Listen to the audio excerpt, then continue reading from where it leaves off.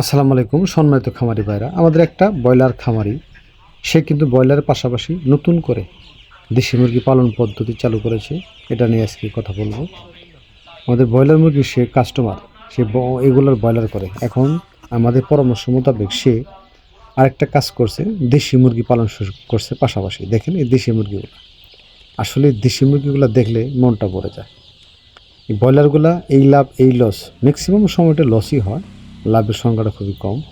আর সেই সাথে দেশি মুরগি পালন করছে, সে এখন বর্তমানে দেশি মুরগি পালন করে সে খুব ভালো একটা রেজাল্ট আছে। আমাকে বলছে, ভাই আয়সা দেখে যান। ভাই বিষয়টা হলো, আমাদের এই কাস্টমারটা আমার কাছ থেকে এই বাচ্চাগুলো নিছে এবং কি মুরগিগুলো পালন করতেছে আমাদের পরামর্শ মোতাবেক। সে আসলেই, সবাই তো চায় 2-4 পয়সা লাভ করার, লস তো আর করতে চায় না। তার ইনশাল্লাহ বাচ্চাগুলো খুব চঞ্চল, খুব সুন্দর, ভালো আছে। সে আমাদের কাইন্ডলি বলছে আইসা দেখার জন্য। এইরকম সাইজের, আমাদের বিভিন্ন সাইজের বাচ্চা কিন্তু আমরা কাস্টমারদের ডেলিভারি দিয়ে থাকি, বা আইসা নিয়ে যাইতে পারেন, শর্ত সাপেক্ষে ডেলিভারি হয়।